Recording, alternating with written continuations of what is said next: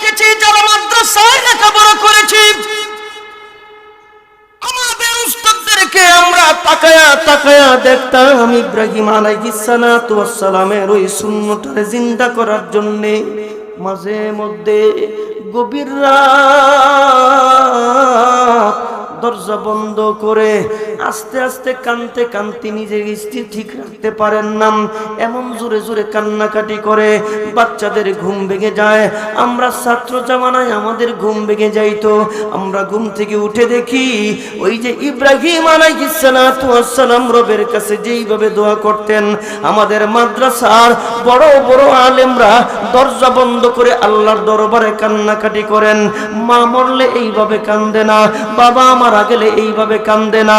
একটা মাদ্রাসা পরিচালনা করার জন্য যেইভাবে কান্নাকাটি করতেন আর যেইভাবে চোখের পানিগুলি জমিনের মধ্যে পড়তেন, ওই চোখের পানির ফসল হইল আজকে গোটা বাংলাদেশে, সারা পৃথিবীর তুলনায় আমার বাংলাদেশে সবচেয়ে কোরআনের হাফেজ বেশি। আওয়াজ দিয়ে জবান খুলে জোরে বলেন ঠিক কিনা? হযরত ইব্রাহিম আলাইহিস সালাতু ওয়াস সালাম, এই জগতের মানুষ ইব্রাহিমের পরিচয় আগে দেওয়া লাগবে।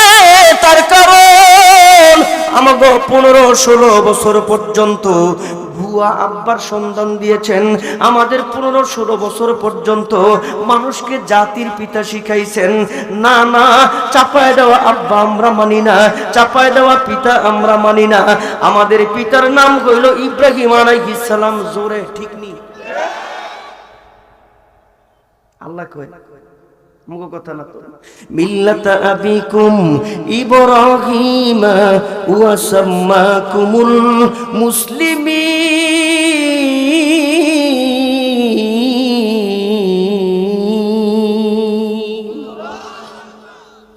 অসুবিধা আছে নি? কোন অসুবিধা আছে? 2 বছর না 3 বছর হয়ে গেছে, মনে নাই। এই বাজারের এর আগে আরেকটা বাজার আছে না? হ্যাঁ, দনফুর বাজার। এদিক দিয়ে ঘুরতে একটা মোড় পড়ে, হাফিজ কইতে পারবো 2 বছর না 3 বছর হয়েছে। ওইটা আসতেছি মোড় ঘুরে, করোনার সময় না কিসের সময় মনে নাই, দেশে কি যেন একটা ঝামেলা চলতেছে। এইটা ঘুরাইছি, থানার ওসি আইছে, ওসি আমার থামাইছে। হাফিজে ডরে, হুন্ডা নিয়ে ডরে, কইল যেতেছেন আমাদের বাড়িতে, জানেন না এই সময় এক এলাকার মানুষ আরেক এলাকায় ঢুকা নিষেধ।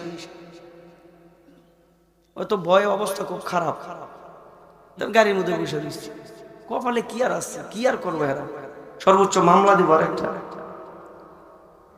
আচ্ছা, এরপরে কি করব? জেলে নিব। এরপরে কি করব? রিমান্ডে নিব। এরপরে কি করব? একের সর্বশেষ একজন মানুষের হত্যা করা ছাড়া মানুষের হাতে আর কিছু আছে? ভাব সব কি মনে হয় যে বাংলাদেশের মালিক হইল পুলিশ আর আমরা হইলাম ছাতার মাথা। কথা কয় না জোরে ঠিক নেই? মালিক বাংলাদেশের মেয়ে, কথা কেমন জানা পুলিশের। এখন বাংলাদেশে তাকাইলে মনে হয় সবচাইতে বড় এতিমের দলের নাম হলো পুলিশ। দেখলে খালি সেলুট দেয়, খালি মনে। আর যদি হন হেফাজত নেতা, বাবারে বাবা, অবস্থা খুব খারাপ। নি তো জানি না যে হেফাজত নেতার যত পাওয়ার, জানি না তো। আমরা হুজুর মানুষ, খাই দাই দোয়া করি, এই তো। আর তো কিছু জানি না। থানায় যে কোনো কাম আছে, এগুলি তো কোনো আলেমের দেখার বিষয় না। আলেমের চেয়ারের মধ্যে বৈশা ক্ষমতা ব্যবহার করা, এগুলি তো কোনো আলেম জানার কথা না। আমরা জানতেও চাই না। আমরা চাই বাংলাদেশের প্রত্যেকটা থানা, বাংলাদেশের প্রত্যেকটা এসপিডিসিকে কোরআন আইন অনুশাসন চালানো, ইনসাফ প্রতিষ্ঠা করার জন্য সামনে বাংলাদেশে যদি কোনো প্রশাসন এসপিডিসি বাংলাবি করে পিঠের চামড়া তুলে নেওয়া হবে, ঠিক কিনা?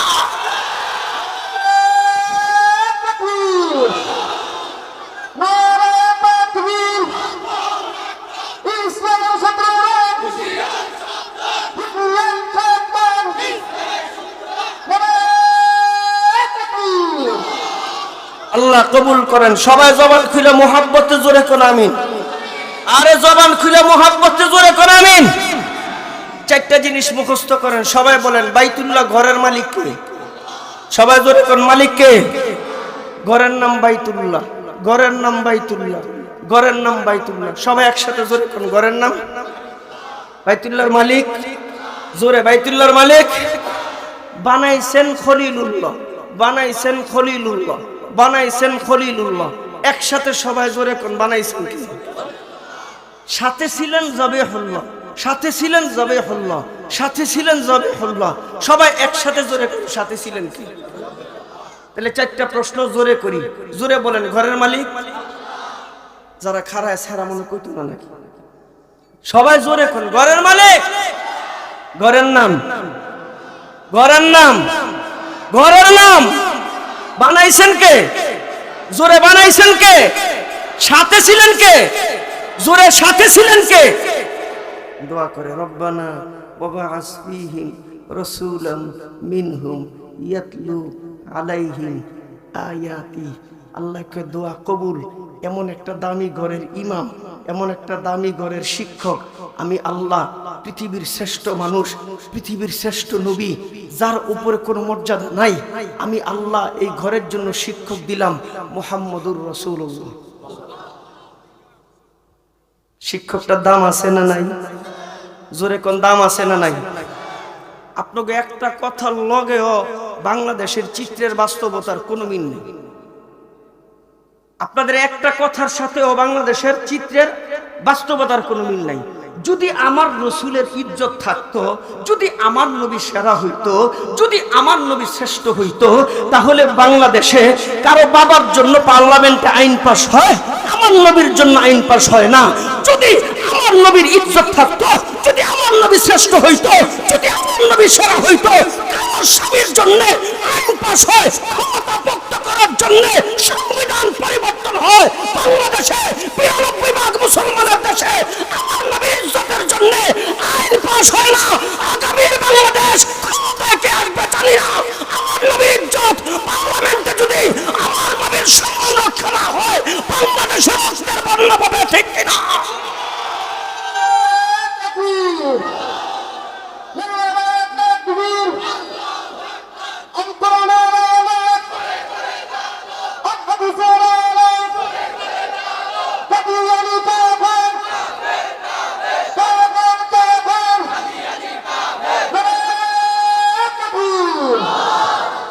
আল্লাহ কবুল করেন, বলেন জোরে আমিন, বলেন জোরে আমিন। দুইটা হাত উড়ান তো, লারা দেন। একের জান্নাতের বাগান, লারা দেন। একের জান্নাতের বাগান, মারহাবা কোন, জোরে কোন, হাত নামান। ভাবছিলাম 5 তারিখের পরে খালি কবরের কথা কম, 5 তারিখের পরে আসমানের উলফের কথা কম, যা করত কই গেলেছি। এখন তার কিছু নাই, শাদি এখন যে ইচ্ছা সেই কইতে পারে। পরে চিন্তা করে দেখলাম এগুলি না কইলে যেটি গাপটি মেরে বসে রয়েছে, আবার টুনটুন টুনটুন কইরা ইসলামের গোড়া কাটা শুরু করব, টুনটুন টুনটুন কইরা ইসলামের ক্ষতি করা শুরু করব। তার কারণ হলো বাংলাদেশে 92% মুসলমানের সংখ্যা হইল ইসলামের দুশ্মন। জোরে কোন, কম না বেশি? হায় হায় হায় রে। আল্লাহ তাআলা ডাইকা বলেন এই ঘরের মালিক আমি, ঘরটা বড় দামি, বানাইছেন খলিলুল্লাহ, সাথে নিছেন জবিহুল্লাহ। আমি আল্লাহ এই ঘরের জন্য একজন শিক্ষক দিলাম, তিনি হচ্ছেন মুহাম্মদুর রাসূলুল্লাহ। তাহলে ঘরের মালিক পাইলাম, ঘর পাইলাম, বানানোওয়ালা পাইলাম, সাথে যিনি যোগালি তারেও পাইলাম, শিক্ষকও পাইলাম। জবান খুলে মুহাব্বতে জোরে শুনতে চাই, ছাত্রের দরকার আছে না নাই? জোরে বলেন, ছাত্রের দরকার আছে না নাই? আমাদের দেশের কিছু কিছু মানুষ দেখা কয়, আহারে আমি যদি নবীর যুগে হইতাম তাহলে আমিও সাহাবী হইতাম, আমিও সাহাবীর জন্য ওরকম করতাম, সাহাবায়ে কেরামের মতন আমিও রক্ত দিতাম, সাহাবায়ে কেরামের মতন আমিও ঘাম দিতাম, সাহাবায়ে কেরামের মতন আমিও জীবন দিতাম। আরে বেটা বুঝোস না কে, সাহাবায়ে কেরাম যে ওই জামানায় আসছে এরা তো মকবুল, আল্লাহ কবুল করছেন, এই জন্য সাহাবায়ে কেরামদেরকে ওই জামানায় পাঠাইছে। আপনারা আমারে কবুল করে নাই, এই জন্য তাবিনের জামানায় পাঠায় নাই, তাবিনের জামানায় পাঠায় নাই। আপনারা আমারে 16 বছর না আর 1000 বছর পরে আল্লাহ তাআলা আপনাকে আমাকে বাংলাদেশের জমিনে পাঠাইছে। যদি কবুল করত তাহলে সাহাবায়ে কেরামের সাথেই পাঠাইতো। আওয়াজ দিয়ে জোরে কোন, ঠিক কিনা? এবার জোরে কোন ঘরের দাম আছে না নাই? ঘরের মালিক যিনি, তিনি হইলেন কুল কায়নাতের একচ্ছত্র মালিক। আর বানানেওয়ালা যিনি, তিনি আল্লাহ পাকের খলিল, সাথে ছিলেন তিনি জবেহুল্লাহ। আল্লাহ তাআলা ডাক দিয়ে বলেন, এ জগতের মানুষ, আমি আল্লাহ ওই ঘর বানায়া ইব্রাহিম আলাইহিস সালাতু ওয়াস সালামের দোয়া কবুল করে আমি আল্লাহ তাআলা একজন দামি নবী পাঠাইলাম, একজন দামি শিক্ষক পাঠাইলাম। ওই দামি শিক্ষকের জন্য আমি আল্লাহ এমন এমন ছাত্র দিলাম, যেই ছাত্ররা ওই শিক্ষকের জন্য ঘাম দিবে, যেই ছাত্ররা ওই শিক্ষকের জন্য রক্ত দিবে, যেই ছাত্ররা ওই শিক্ষকের ইজ্জতের জন্য জীবন দিতে দ্বিধা করবে না। আমি আল্লাহ এইবার ওই ছাত্রদেরকে আমি আল্লাহ কি পড়াবেন সিলেবাস দিয়া দিলাম। ইয়াতলু আলাইহিম আয়াতি, ইয়াতলু আলাইহিম আয়াতি। সর্বপ্রথম সিলেবাস হলো আল্লাহ পাকের কোরআনের তেলাওয়াত। আওয়াজ দিয়া জবান খুলে একসাথে জীবনের সর্বোচ্চ শক্তি দিয়া জোরে বলেন সুবহানাল্লাহ। বন্ধুগণ আমার, একটু আপনাদেরকে ছাত্র পরিচয় করে দিতে চাই। ছাত্রগুলি কেমন কেমন ছাত্র আল্লাহ তাআলা তার হাবিবকে দিলেন। একজন ছাত্রের কথা শুধু আপনাদেরকে শুনাইব। নাম হইল হিমসের গভর্নর সাইদ বিন আহমেদ রাদিয়াল্লাহু তাআলা। ওমরের শাসন আমলে হযরত ওমর ইসলামের দ্বিতীয় খলিফা। হিমসের গভর্নর হইলেন সাইদ বিন আমের। হযরত সাইদ বিন আমেরকে পরীক্ষা করার জন্য 100 দিনার স্বর্ণ মুদ্রা ঘরের ভিতরে পাঠিয়ে দিলেন। এই 100 দিনার 100 স্বর্ণ মুদ্রা সাইদ বিন আমের হাতের মধ্যে পাওয়ার পরে ঘরের ভিতরে গিয়ে চিৎকার দেওয়া আরম্ভ করলেন। বিবিকে ডাক দিয়ে বলেন, বিবি, আমার ঘরের ভিতরে জাহান্নাম ঢুকে গেছে, আমার ঘরের ভিতরে বাতিল ঢুকে গেছে, আমার ঘরের ভিতরে ধ্বংসকারী জিনিস ঢুকে গেছে। ঘরের ভিতরে যাইয়া হাউমাউ করে কান্দে। হাউমাউ করে কান্নার সঙ্গে সঙ্গে বিবি ডাক দিয়ে কয়, স্বামী আমার, আমি আপনাকে চিনি, আমি আপনাকে আগায় চিনি, আমি আপনারে গোড়ায় চিনি। আমি আপনার বিবি হওয়ার পরে ঘরের ভিতরে এসে আমি আপনার সব কিছু জানি। ও প্রাণের স্বামী, কি হয়েছে একটু বলেন। এবার ডাইকা বলেন, বিবি গো হাতটা দাও। হাত দিলেন, হাতের মধ্যে হাত লাগায় ডাইকা কয়, ও বিবি, তোমার সহযোগিতা ছাড়া আমি আমার ঘর থেকে জাহান্নাম বের করতে পারবো না। তোমার সহযোগিতা ছাড়া আমি আমার ঘর থেকে আগুন বের করতে পারবো না। বিবি ডাক দিয়ে বলেন, প্রাণের স্বামী আমার কি হয়েছে একটু বলেন। এবার ডাক দিয়ে বলেন, আমার ঘরের ভিতরে দুনিয়া ঢুকে গেছে, আমার ঘরের ভিতরে স্বর্ণ মুদ্রা ঢুকে গেছে। এবার বিবির বুঝার বাকি নাই। বিবি ওই বোরকাটা কালো কাপড়টা নিয়া গায়ের মধ্যে জড়ায়া, বড় একটা চাদর দিয়া স্বামীর গায়ে জড়ায়া ঘর থেকে বের হয়ে গেলেন। সারা রাত মানুষের দুয়ারে দুয়ারে যান, টোকা দেন, সালাম দেন, জিজ্ঞেস করেন তোমার ঘরে কোনো অসুবিধা আসেনি, তোমার ঘরের কি প্রয়োজন বলো। যার যতটুকুন প্রয়োজন সারা রাত ব্যাপী ফজরের নামাজের আগ পর্যন্ত মানুষের দুয়ারে দুয়ারে গিয়া কাউকে 1 দিরহাম, কাউকে 2 দিরহাম, এইভাবে করে ফজরের আগ পর্যন্ত সমস্ত স্বর্ণ মুদ্রাগুলি বিলীন করে ফজরের আজান দেয়। ঘরের ভিতরে 2 রাকাত নামাজ আদায় করে শুকরিয়া আদায় করে বলেন, আমার ঘর থেকে জাহান্নামের আগুন বের হয়ে গেছে। জবান খুইলা মুহাব্বতে জোরে বলেন সুবহানাল্লাহ। বন্ধুগণ আমার, এই খবরটা আমিরুল মুমিনিন খলিফাতুল মুসলিমিন ওমরের দরবারে যাওয়ার সঙ্গে সঙ্গে হযরত ওমর খুশি হয়ে একটা চিঠি লিখলেন, ও সাইদ বিন আমের, আমি তোমার এলাকায় আসতে চাই। ও সাইদ বিন আমের, আমি তোমার এলাকা পরিদর্শন করতে চাই। এই চিঠি পাওয়ার সঙ্গে সঙ্গে জবাব লিখলেন, আমিরুল মুমিনিন খলিফাতুল মুসলিমিন, আপনি আসেন, অমুক দিন তারিখ করলাম। জনগণকে খবর দেওয়ার জন্য আদেশ দিয়েছেন।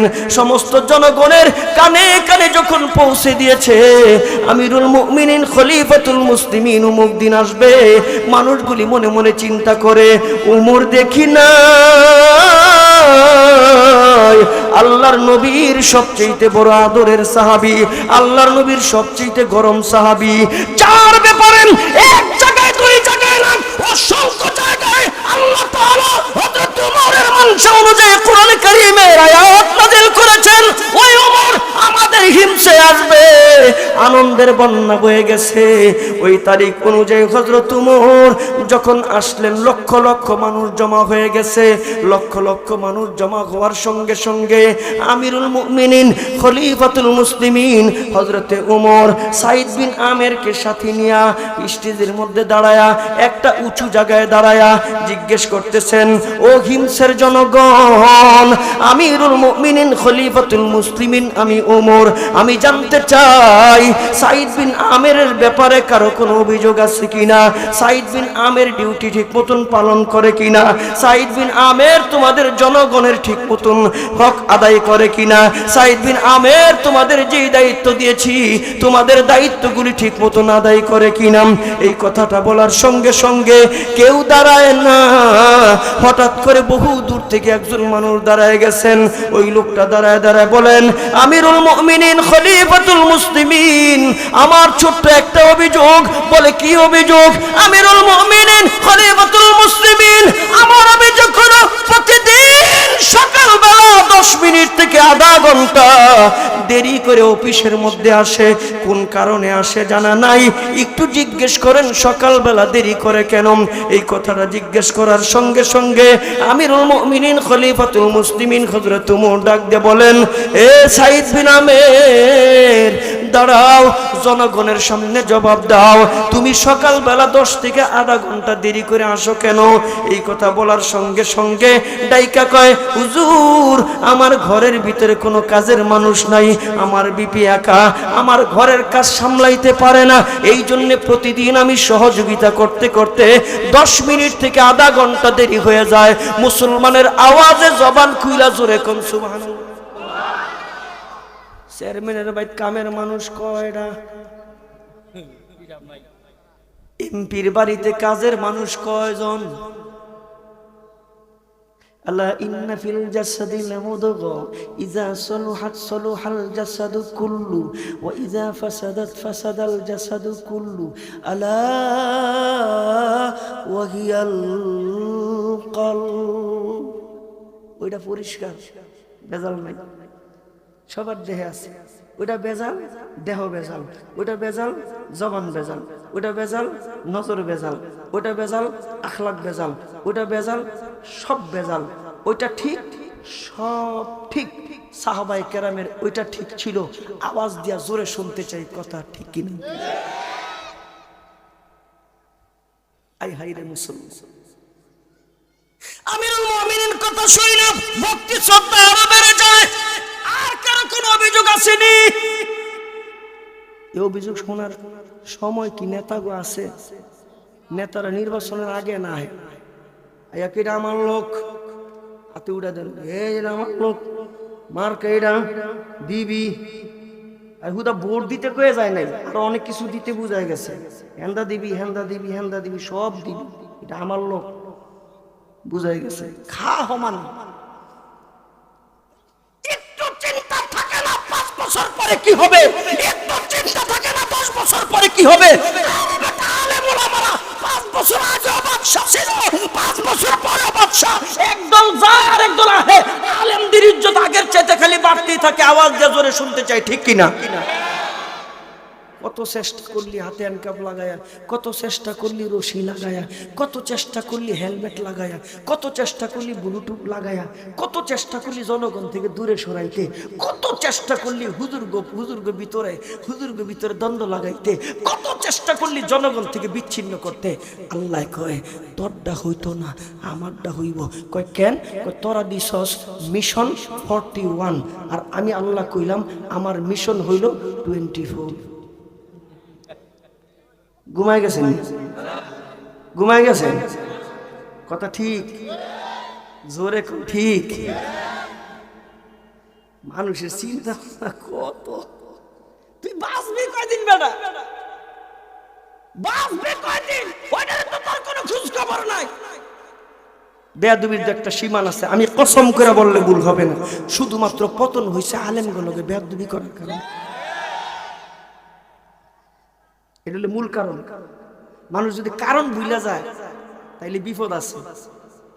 সব কইছে না, মরার আগে সম্ভব না, না ওই তো না ঠিক নেই দোষ তো খুঁজা পায় না কখনো কখনো আমাকে দোষ দেয় কখনো কখনো আগে দোষ দেয় হুজুর এই 13 সালে আপনারা যেটা করছিলেন যদি আরেকটু থাকতেন যদি আরেকটু রক্ত দিতেন যদি আরো কিছু লোক মারা যায় আপনারা যদি খালি খাড়ায় থাকতেন আমরা দাঁত টাত মাইজা সুনু টুনু দিয়া এরপর আই আমরা স্যারের মধ্যে বইতাম হুজুর আপনাকে রক্তের ওপর দিয়ে আমরা বইতাম এই নিয়ে ভালো করে শুনে রাখেন মুফতি আমিনীর রক্তের ওপর দিয়া শাইখুল হাদিসের রক্তের ওপর দিয়া মুফতি আমিনীর জেল জীবন দিয়া শাইখুল হাদিসের জেল জীবন দিয়া এরা ক্ষমতায় আসছিল আমি আবারও বলতে চাই এইবারও আলেমদের উপর নির্যাতনের কারণে আল্লাহ পাকের আরশের সিদ্ধান্ত হয়ে গেছে তোর জায়গা হবে না বলতে হবে আওয়াজ দিয়ে শুনতে চাই ঠিক কি না এরপরে শুনি আমরা ৭১ এরপরে শুনি আমরা মুক্তিযুদ্ধ এরপর আমরা কত কথা শুনি আমরা খালি শুই নাই যাই ওই যে আগে কইছি আমগো তো কোনো কাম নাই আমগো তো কোনো কাম নাই বেচারা পরে বুখারী শরীফ বেচারা মাদ্রাসার মুহাদ্দিস মাদ্রাসার মুহতামি শুরু থানা থেকে ফোন দেয় আসসালামু আলাইকুম হুজুরকে ওয়া আলাইকুম আসসালাম কে কয় বস্তা চাল দিবেন কয় না হুজুর আমি থানা থেকে ফোন দিছি হুজুরকে ইয়াল্লাহ এটা কি কয় হুজুর তো ধারণা না যে থানাতে না চাইলের বস্তা দেয় হুজুর তো অবস্থা খারাপ হয়ে গেছে আরে থানার থেকে ফোন দেখে পুলিশ আমারে ফোন দেখে ডরে হুজুরের শেষ আল্লাহ রাখ এই ডর ভাঙাই ঠিক মামলা একটার পর একটা জেল একটার পর একটা এখন জেলের কথা কইলে মামলার কথা কইলে এটারে মনে করে ইয়ার মতন মনে হয় এখন তো নজরানা আরো বেশি উপরের দিকে গেছে এখন তো আমাদের নজরানা হলো শাহাদাতের তামান্নার নজরানা ঠিক কিনা শুরু হয়ে গেছে মিয়া কি কোন শুরু হয়ে গেছে আজকের এই হুফাজের এই প্রোগ্রামে যারা উপস্থিত হয়েছেন আমি আপনাদের কাছে বিনীত অনুরোধ জানাই দিল থেকে একটা নিয়ত করে যান যদি গজওয়াতুল হিন্দের ডাক আসে আমরা সেই যুদ্ধে সশরীরে হাজির হইতে রাজি আছি না নাই যদি না পাই যদি আমাদের জীবদ্দশায় না পাই তাহলে কি করবেন ঘরে সন্তান আছে না আপন সন্তান ছেলেরে ওসিয়ত করবেন বাবা কি আমার তো জীবনে সারা জীবনে একটা তামান্না ছিল বাবা আমি তো মনে হয় জীবদ্দশা মনে হয় পাবো না যদি আমি না পাই বাবা তোর কাছে ওসিয়ত তুই যদি এরকম একটা ডাক পাস তুই যদি গজওয়াতুল হিন্দের আওয়াজ পাস বাবা তুই সশরীরে হাজির হবি ছেলের ওসিয়ত করে দিবেন ছেলের আবার বলবেন তোর জীবদ্দশায় যদি তুই না পাস তাহলে তুই তোর ছেলের বলে যাবি তার কারণ হইল আমাদেরকে সেই আগায় যাইতে হবে আমাদের প্রথম সেই মামলা এটা শেষ আমাদের দ্বিতীয় সেই জেল এটা শেষ আমাদের তৃতীয় জিনি আমরা নজরুল দিয়েছি রক্তের এগুলো শেষ এখন ফাইনাল খেলার জন্য বসে আছি গজওয়াতুল হিন্দের ডাক আসবে তোর বাড়ি নিয়ে আমরা গজওয়াতুল হিন্দে পাওয়াকে টুকরা টুকরা করতে কারা কারা রাজি তুই হাত উত্তোলন করে দেখায় না জায়গায় জায়গায় জায়গায় এন্দ বলে বর্ডার আছে আসেনিও কি অবস্থা এখন বালানি গুলি করে মারছে তো তোমরা কি করছো আমগো যেটা আছে এডি লিয়ে যাবো আর বিন্দু পরিমাণ ছাড় দেওয়া হবে না জোরে কোন ঠিক কিনা সোশ্যাল মিডিয়াতে এক বুড়া বেড়া ছোট লা দিল হ্যাঁ দৌড়ে থাকে তা আমাদের সে বিজেপি দৌড়ে লিয়েছে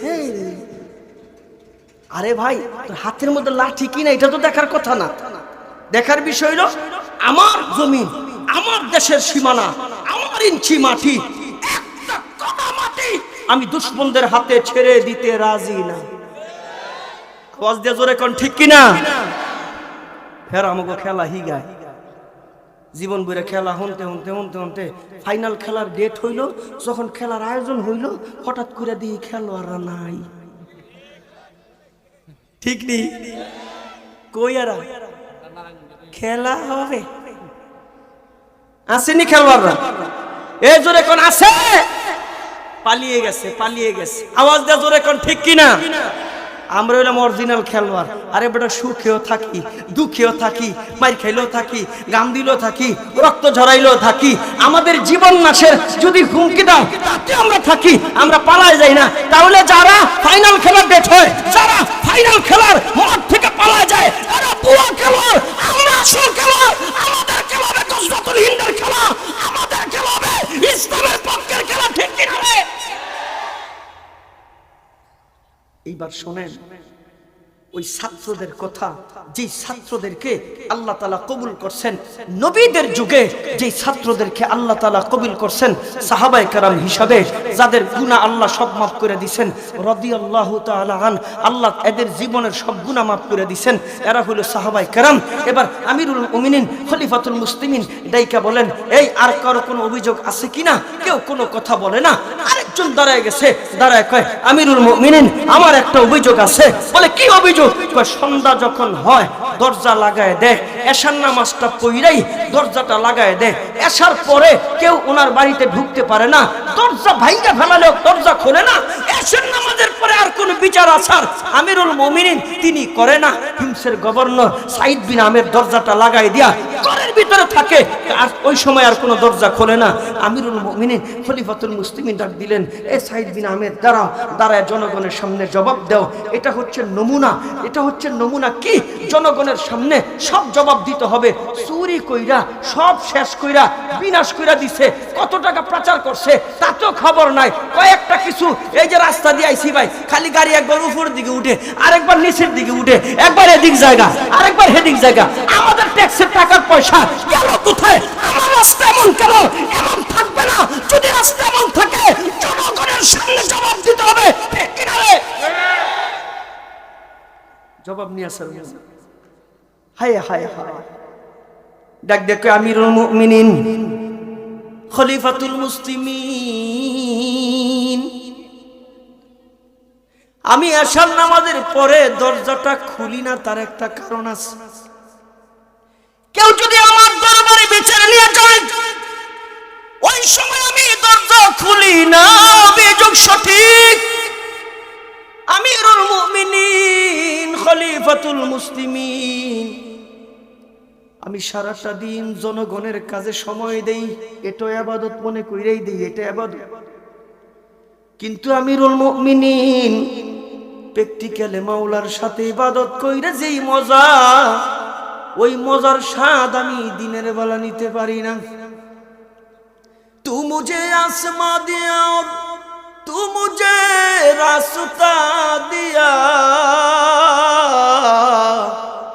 नेमतों से भर दिया और सबसे बेहतर कर दिया, नेमतों से भर दिया और सबसे बेहतर कर दिया, मेरे सिर से पांव तक तेरे सनात कर दिया, देखने को आँख देकर भूलने को लब दिया, देखने को आँख देकर भूलने को लब दिया।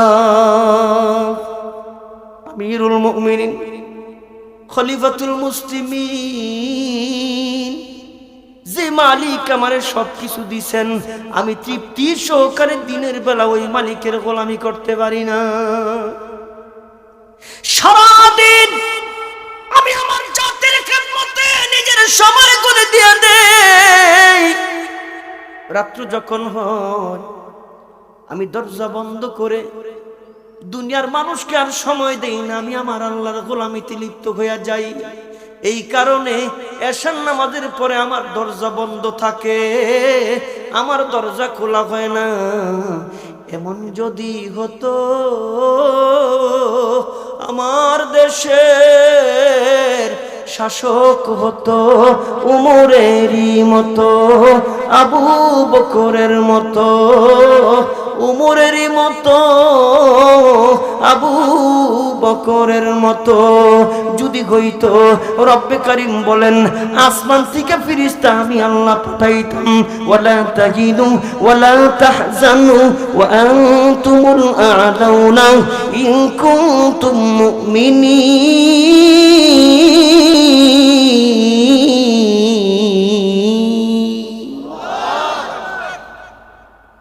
কেমনে বুঝাইলে বুঝবেন আমার জানা। আরেকজন শুধু কাবিরের কথা বইলে বিদায় নিয়ে যাইব। কেমন ঘরের সোহবতে ছাত্র ছাত্র ছাত্র ছাত্র ছাত্র, শুনি ৭১, শুনি মুক্তিযুদ্ধ। ১৯০ বছর পর্যন্ত গোলামীর জিঞ্জিরে আবদ্ধ ছিল এই উপমহাদেশ। আলেমরা স্বাধীন করছে। এমন কোন গাছ ছিল না আলেমের লাশ ঝুলন্ত ছিল না, এমন কোন গাছের ডাল ছিল না যেই ডালের মধ্যে কোরআনে হাফেজের লাশ ঝুলন্ত ছিল না। বন্ধুগণ আমার, ওরকম একজন সিপাহী সালারের কথা বলে আমি আপনাদের কাছ থেকে বিদায় নিব।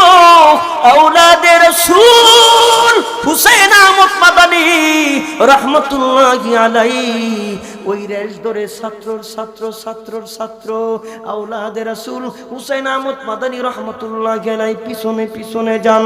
বলে সামনে কে? সামনে কইল শাইখুল হিন্দ মাহমুদুল হাসান দেওবন্দি রাহমাতুল্লাহি আলাইহি। কোমরের মধ্যে রশি টাইনা টাইনা মালটার জেলখানায় নিয়ে যাবে। এমন সময় হুসাইন আহমদ মাদানী রাহমাতুল্লাহি আলাইহি পিছনে পিছনে যায়। জিজ্ঞেস করেন, ভাই আমার উস্তাদ রে কোথায় নিয়ে যাও? কোমরে রশি কেন? বলে তোমার উস্তাদ হইল অপরাধী। বলে কি অপরাধ?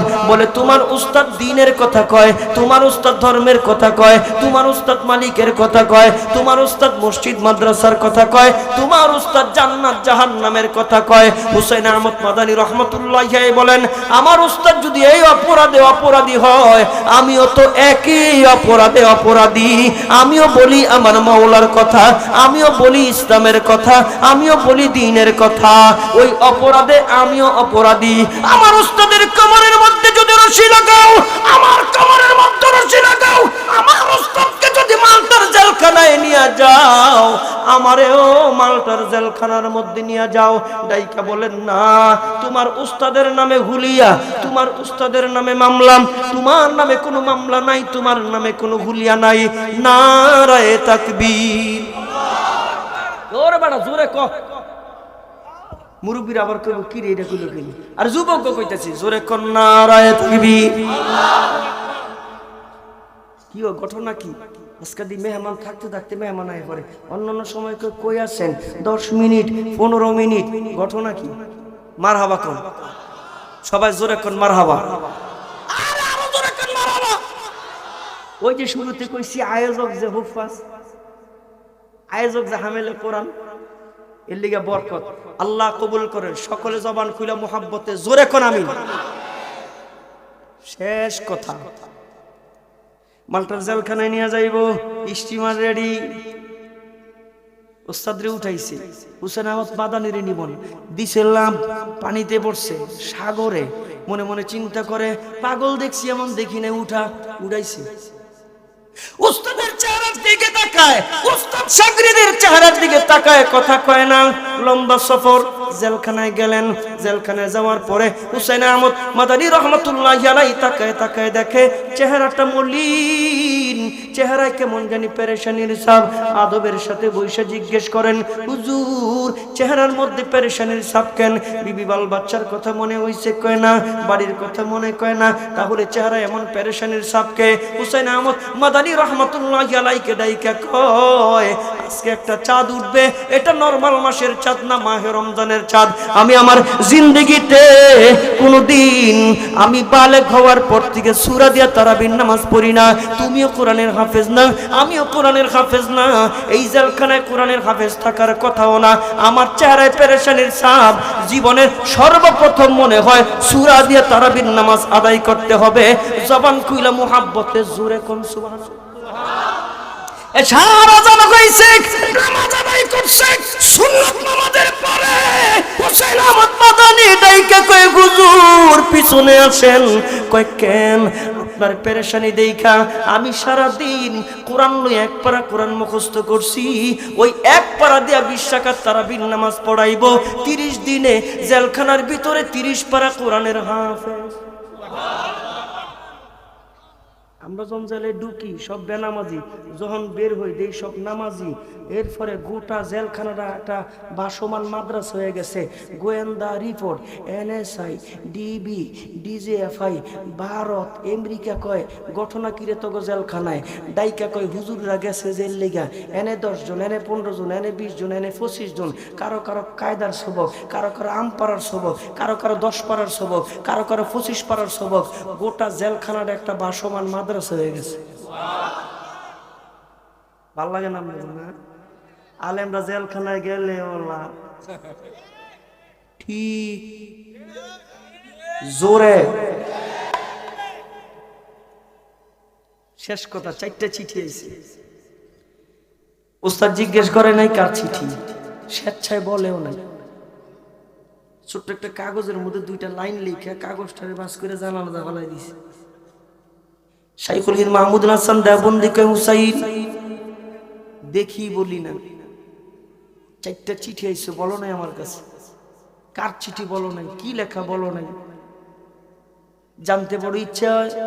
ছোট্ট একটা কাগজের মধ্যে 2টা লাইন লেখা জানালার পাশ দিয়ে নিক্ষেপ করলা, কার কাছে লেখছে? ও বন্ধু, ওই ঘরের ছাত্র কেমন? ওই ঘরের ছাত্র ছাত্র ছাত্র ছাত্র কিয়ামত পর্যন্ত যত ছাত্র আইব ইয়াতলু আলাইহিম আয়াতি, ওই রেশ ধরে ধরে ছাত্র হইব। বলে ছাত্রদের আখলাকার চরিত্র কেমন হইব? ডাক দিয়া কয় আমি ছোট্ট কাগজের মধ্যে 2টা লাইন লেখা জানালার পাশে নিক্ষেপ করছি।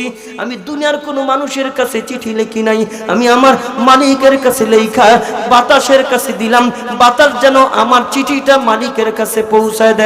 ও হুসাইন কি লেখছো বলো না।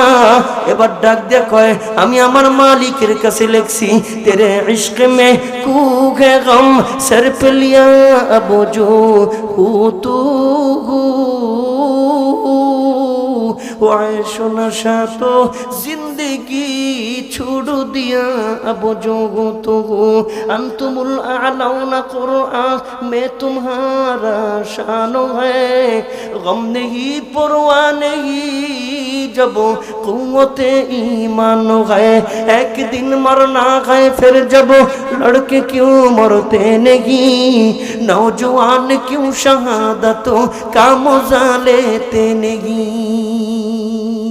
আমাগো ভয় দেহে কোনো লাভ নাই, ঠিক কিনা? যে জাতি মরতে জানে এরা ভয় পায় না, যে জাতি ঘাম দিতে জানে, যে জাতি রক্ত দিতে জানে। আমাকে টেস্ট পরীক্ষা বহুত করছো, সামনে যদি করো মাস হুল দিয়ে এরপরে যাইতেইব। আমরা কানায় কানায় হিসাব নিব, রক্ত আর অযথা দিতে চাই না, গাম আর অযথা দিতে চাই না, আর আমার ভাইকে অযথা হারাইতে চাই না। রেজাল্ট বের করে আনবো, এরপরে রক্ত দিব। জবান খুলে জোরে শুনতে চাই, ঠিক কিনা? দেখা হবে রাজপথে, কথা হবে রাজপথে, কথা হবে চোখে চোখে, ভাষা হবে চোখের ভাষায়। ওমা আলাইনা ইল্লাল বালাগ। আসসালামু আলাইকুম ওয়া রাহমাতুল্লাহি ওয়া বারাকাতুহু।